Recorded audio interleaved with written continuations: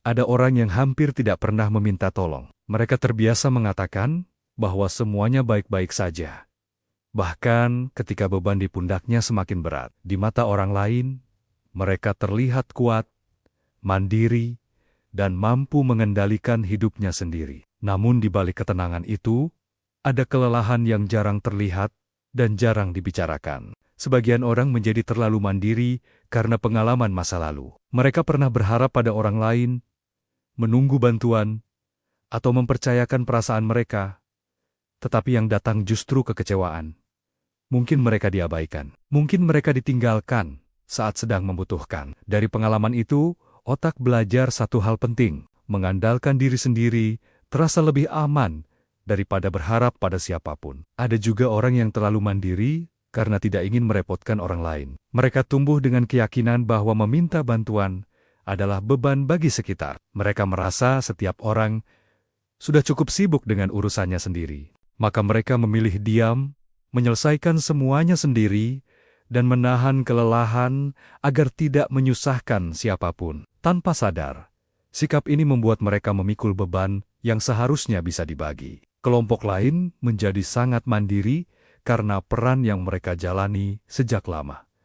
Mereka terbiasa menjadi penopang. Mereka adalah orang yang diandalkan keluarga, teman, atau lingkungan. Ketika orang lain lemah, mereka hadir. Ketika orang lain bingung, mereka memberi solusi. Namun dalam peran ini, jarang ada yang bertanya apakah mereka juga baik-baik saja. Mereka memberi banyak, tetapi jarang menerima. Mandiri bagi orang seperti ini bukan lagi pilihan, melainkan identitas. Mereka merasa harus selalu kuat. Mereka takut jika terlihat membutuhkan, maka citra mereka runtuh. Padahal di dalam diri, ada bagian yang lelah karena tidak pernah benar-benar bersandar. Ada keinginan sederhana untuk didengar, ditemani, atau ditolong, tetapi keinginan itu sering ditekan jauh ke dalam. Masalahnya, kemandirian yang berlebihan bisa berubah menjadi penutupan diri. Mereka tetap berjalan, tetap berfungsi, tetapi energi mereka terkuras perlahan. Kelelahan muncul bukan karena terlalu banyak masalah,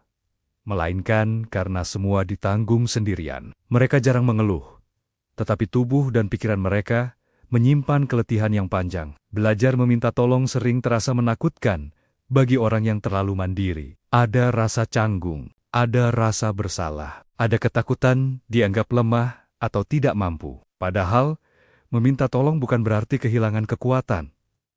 Justru, itu adalah keberanian untuk mengakui batas diri. Tidak semua hal harus diselesaikan sendirian agar seseorang layak disebut kuat. Manusia pada dasarnya tidak diciptakan untuk berjalan sendiri sepanjang waktu. Koneksi, dukungan, dan kehadiran orang lain adalah bagian dari kesehatan mental. Ketika seseorang berani membuka diri, bukan berarti ia gagal. Ia hanya sedang merawat dirinya dengan cara yang lebih jujur. Jika kamu adalah orang yang terlalu mandiri, mungkin sudah saatnya bertanya dengan lembut pada diri sendiri. Apakah kamu benar-benar kuat?